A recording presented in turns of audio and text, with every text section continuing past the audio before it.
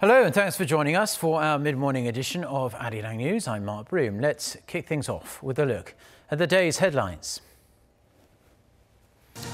A rare meeting that couldn't come at a more critical but opportune time. Leaders of South Korea, Japan and China are gathered in Tokyo for a three-way summit. The main focus is North Korea as the world hopes for a peaceful resolution of the nuclear issue. US Secretary of State Mike Pompeo is in Pyongyang ahead of the planned North Korea-US summit. No word yet on who he's meeting, but there's speculation it could involve finalizing the date and location for the big summit between Trump and Kim.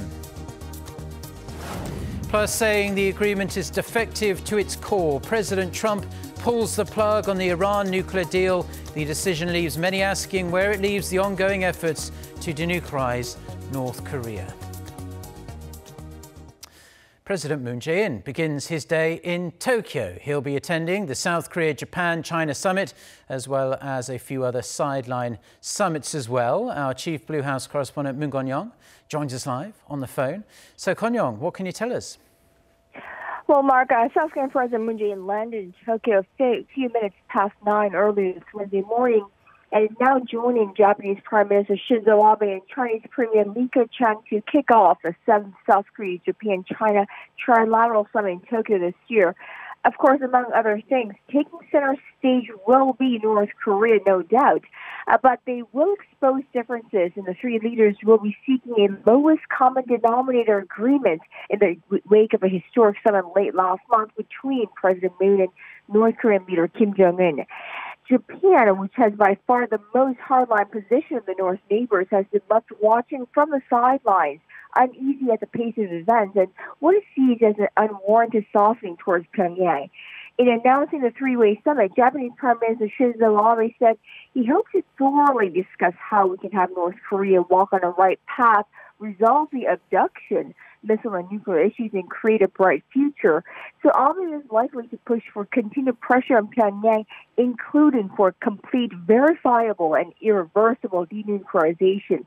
Now, South Korea's Blue House has said so wanted the three countries to simply endorse the Panmunjom Declaration signed by Moon and Kim last month and the demilitarized zone that separates the two Koreas without the CVID clause.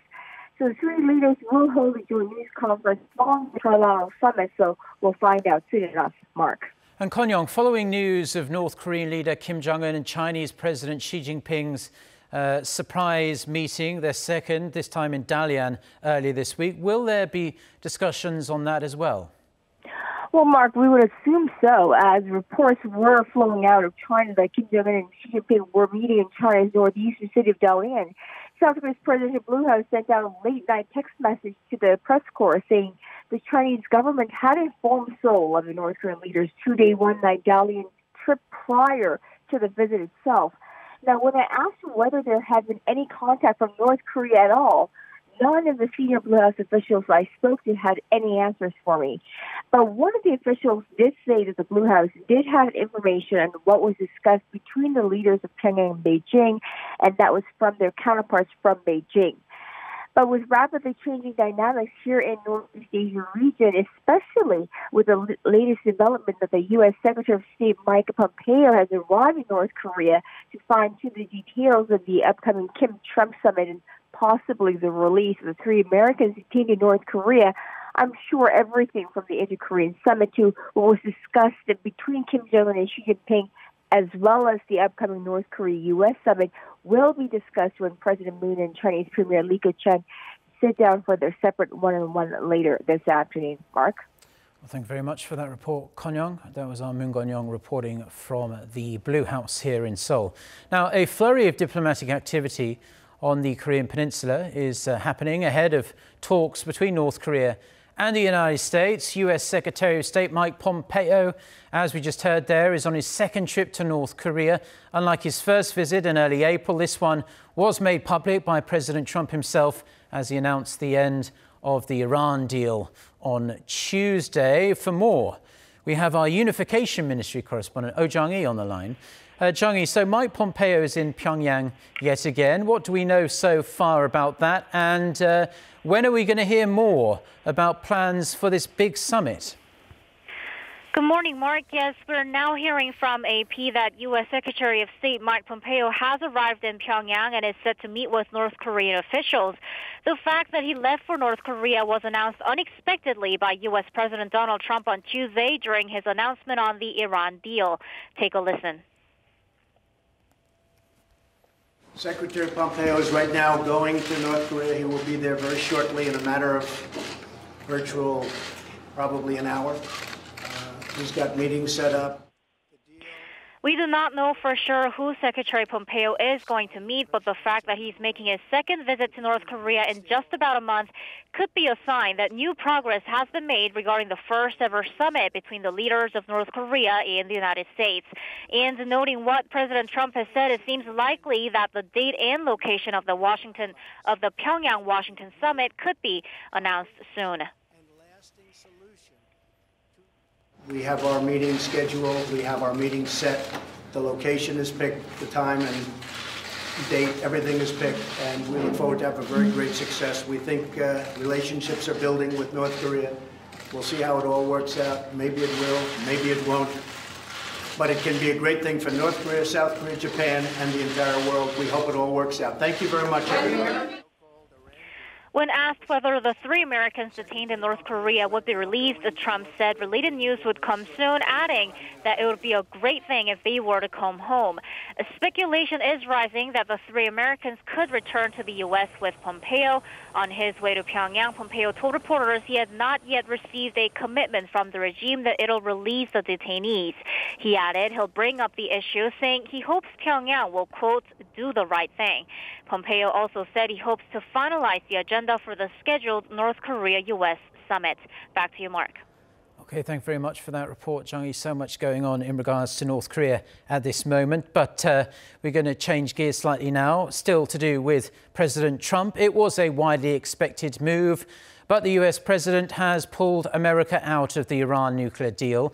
The 2015 agreement that was forged under the Obama administration offered the easing of economic sanctions on Iran in exchange for a curb in Tehran's nuclear program. For more, let's turn to our Noah Adam at the news centre. So, Adam, I guess we all really saw this coming.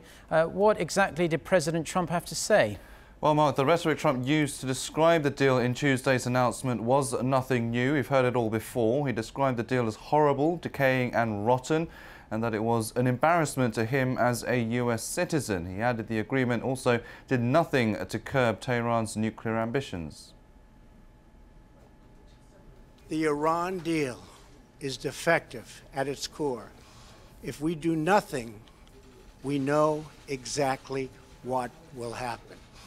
In just a short period of time, the world's leading state sponsor of terror will be on the cusp of acquiring the world's most dangerous weapons. He also announced that he would reimpose economic sanctions that were waived when the deal was signed 3 years ago. We will be instituting the highest level of economic sanction. Any nation that helps Iran in its quest for nuclear weapons could also be strongly sanctioned by the United States. America will not be held hostage to nuclear blackmail. The US Treasury Department, however, said the sanctions related to Iran's energy, auto and financial sectors would not be reimposed immediately, but after 90-day and 100-day wind-down periods. And there are other world powers involved in the deal as well. And they've all really been trying to dissuade President Trump from doing what he did on Tuesday, but clearly now those words have fallen on deaf ears. What reactions are we seeing there? Well, Mark, the leaders of Britain, Germany and France, several of the signatories released a statement saying they regret the decision. They immediately urged the US not to take any actions that could prevent them and Iran from continuing to implement the agreement. This sentiment was echoed by the European Union's top diplomat, Federica Mogherini, who said the EU was determined to preserve the deal. Iran itself responded by saying it was preparing to restart uranium enrichment.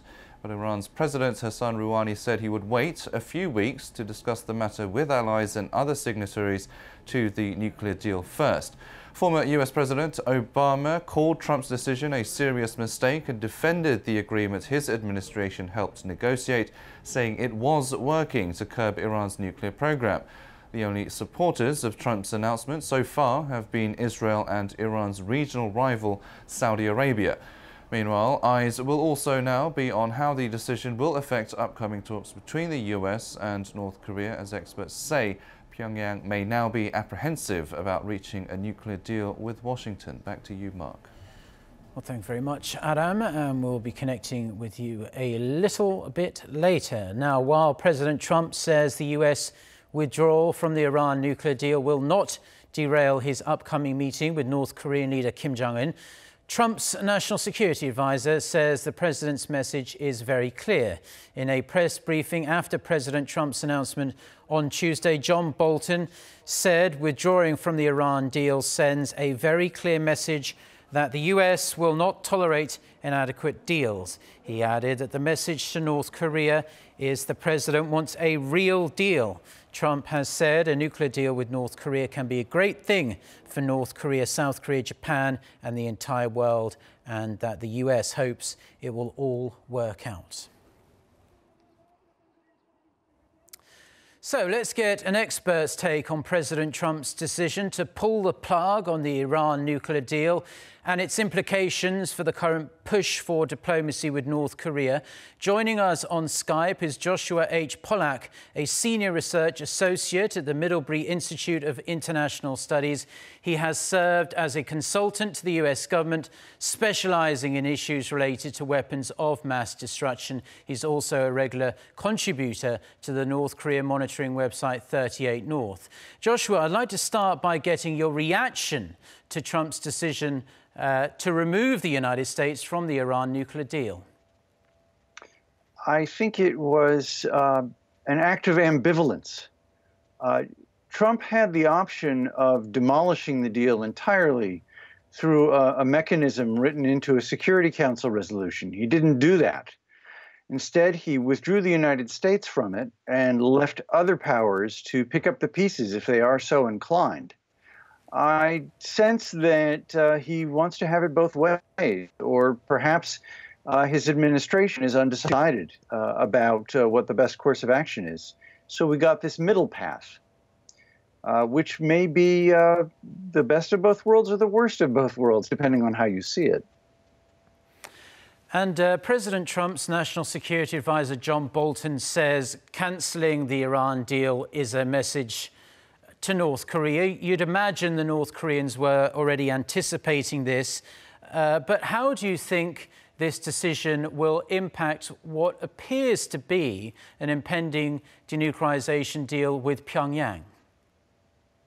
I don't think it will have a significant effect. The North Koreans never had much interest in the Iran deal.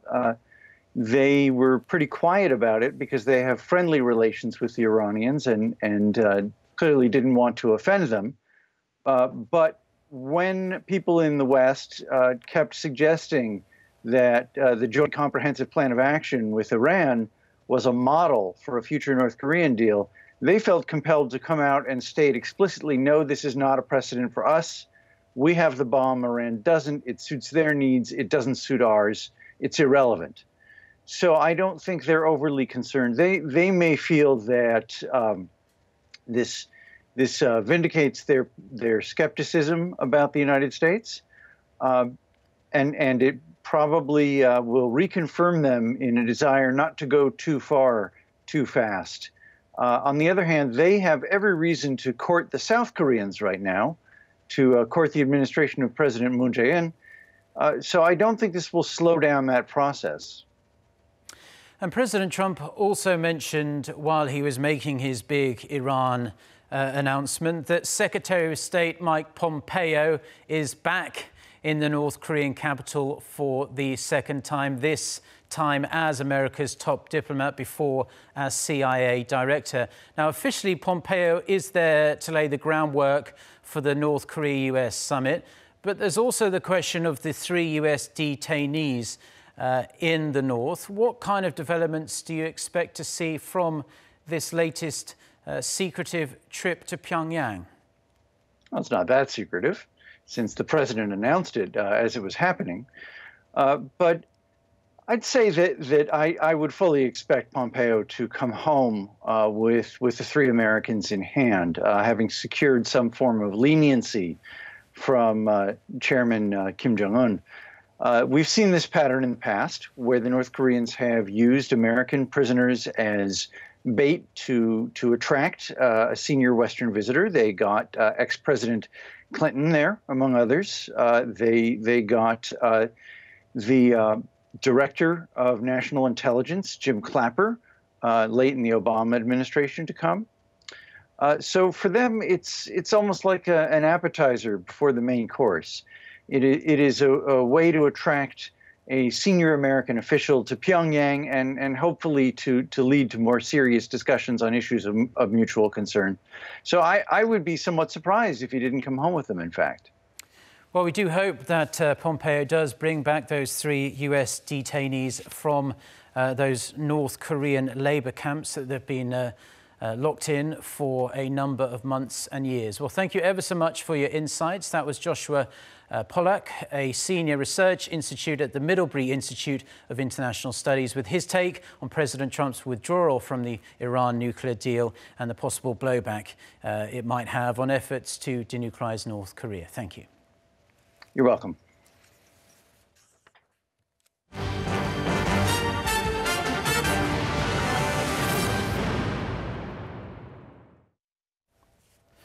Now, South Korea's top negotiator to the long-stalled six-party talks is leaving for Washington today for discussions with US officials on the denuclearization of the Korean Peninsula. Seoul Special Representative for Korean Peninsula Peace and Security Affairs, Lee Do-hoon, is scheduled to meet with White House National Security Council Senior Director for Asian Affairs, Matthew Pottinger, and Assistant Secretary of State for East Asian and Pacific Affairs, Susan Thornton. They are expected to discuss ways to achieve lasting peace on the Korean Peninsula through the complete denuclearization of the region. They will also focus on how the Allies will carry out the Panmunjom Declaration reached during the Inter-Korean Summit.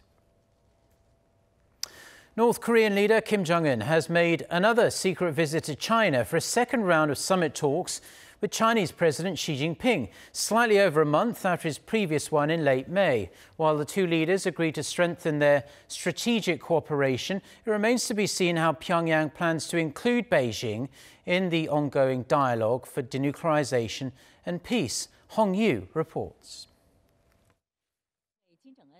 Strengthening strategic communication between Beijing and Pyongyang. That was the main focus of the talks between the leaders of North Korea and China at their second summit earlier this week. Using his private jet, North Korean leader Kim Jong-un flew to China's northeastern city of Dalian on Monday for a 2-day trip, only about 40 days after his first summit with President Xi in late March. And at the summit talks, the leaders of Pyongyang and Beijing saw eye to eye on the significance of North Korea-China ties amid the ongoing diplomatic turnaround on the Korean Peninsula. Both leaders expressed hope to take their relations to the next level and further strengthen their strategic communication. President Xi highlighted Beijing's role. He said China is paying great attention to the recent developments on the peninsula and pouring constant efforts into ensuring regional peace and stability. Views are divided as to why Kim Jong-un made the visit at this time. Some say Pyongyang could be playing its Beijing card, as some areas are proving difficult to iron out with the U.S. in denuclearization talks. But others believe North Korea could be looking at the bigger picture to seek a more balanced diplomacy between Washington and Beijing after the North Korea-U.S. talks. While things have been rolling out at a rapid pace among the two Koreas and the U.S., it remains to be seen whether China will join the fray and complete a four-party structure. Hong Yu, Arirang News. Now, the recent Inter-Korean Summit has also reached South Korea's tourism sector, especially the city of Paju, the city closest to the Truce village of Panmunjom that hosted the talks. Many people who are curious about the region that is just south of the DMZ separating the two Koreas have been seeking out Paju's various attractions. Our Park Hee-jun went to check them out and filed this report. Paju city in Gyeonggi-do province is close to North Korea, both in terms of distance and history.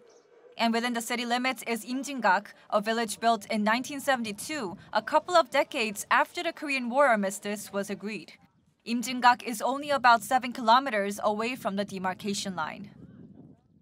This village stands as a symbol of hope for reunification between the two Koreas. And after the 2018 Inter-Korean Summit was held nearby in Panmunjom, more and more people have been visiting the area.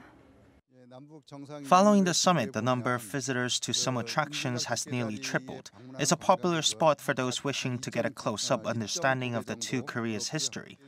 But it's also a great destination for couples and families to take some time off and relax. Last day, so between there was this meeting between these two presidents, and so now I was thinking that it was the good time to know more about this situation, this political situation. Hopefully there will be more exchanges between the two Koreas through roads and railways so that I can also visit Baekdusan Mountain. And thanks to the soaring numbers of visitors, restaurants and cafes in the area are also seeing better business. Sales are 2 to 2.5 times higher than around a week ago. Many people are visiting Imjin-gak out of curiosity from the meeting between the two Koreas. At the village, visitors can take a trip back through history to the war that separated South and North. It's one of the world's most heavily guarded borders, but the atmosphere is calm and quiet. To boost tourism in the region, the government plans to create more attractions and increase the city's annual festivals. And with hopes for peace and reunification in the air, Paju could have even more visitors in the future. Park Hee-jun, Arirang News, Paju.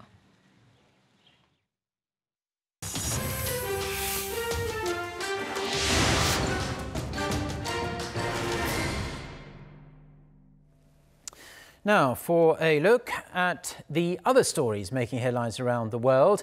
At least 17 people have died in the Democratic Republic of Congo, where health officials have confirmed an outbreak of the deadly Ebola virus. For more on this and other international stories, let's return to our Noah Aram. So, Aram, what's the latest on this? Well, Mark, Congo's health ministry on Tuesday confirmed 2 cases of Ebola in the Central African country. They come nearly 10 months after the end of an earlier outbreak. The ministry said 2 out of 5 samples from patients in Bikoro in the northwest came back positive after laboratory testing. The tests were carried out after 21 patients displayed signs of hemorrhagic fever in the area. At least 17 deaths in the region over the past 5 weeks are suspected to be linked to the outbreak, but have not been confirmed as Ebola cases. The ministry has described the fresh outbreak as a public health emergency with international impact. However, it said that since the notification of the cases on May 3rd, no deaths have been reported among those hospitalized or among health personnel. The World Health Organization will be giving $1 million to Congo and will send a team of experts to Bikoro on Wednesday to help contain the virus. Ebola is contracted through bodily fluids and can cause multiple organ failures. The US Navy has said it has begun sorties against the Islamic State in Syria, continuing efforts to eradicate the militants. The strike force, led by aircraft carrier USS Harry S. Truman, began the sorties last Thursday after the carrier joined the 6th Fleet last month. Sorties are attacks made by forces coming out from a defensive position. The operation comes almost a month after the US, UK and France launched airstrikes on Syrian chemical weapons installations in response to a suspected chemical attack.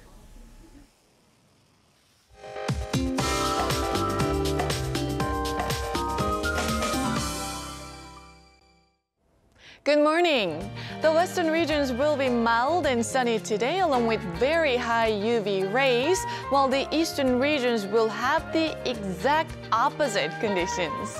Because easterly winds will drag down the temperatures 7 to 8 degrees lower than the seasonal averages, and Gangneung will only see a high of 13 degrees this afternoon, and Gyeongju will only make it to 16 degrees Celsius, while Seoul will top out at 21 degrees.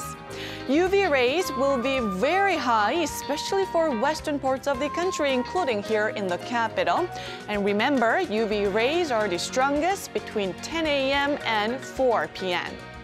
Wide temperature gaps will carry on for the rest of the week, and we will notice warmer temperatures next week. And that's all the weather update for now.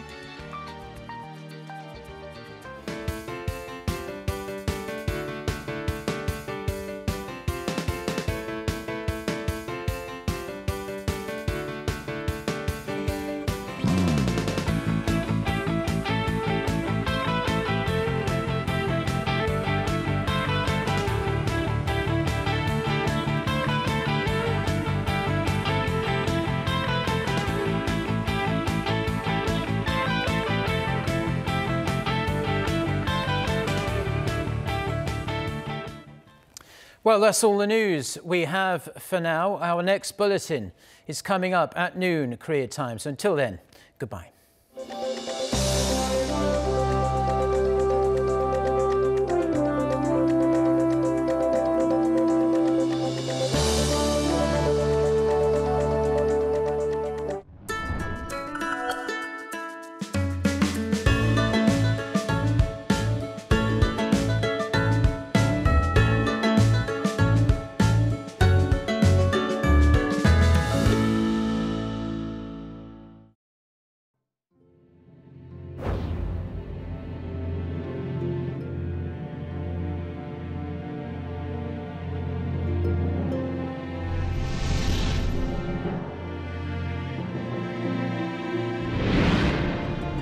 The city of Cheonan is the center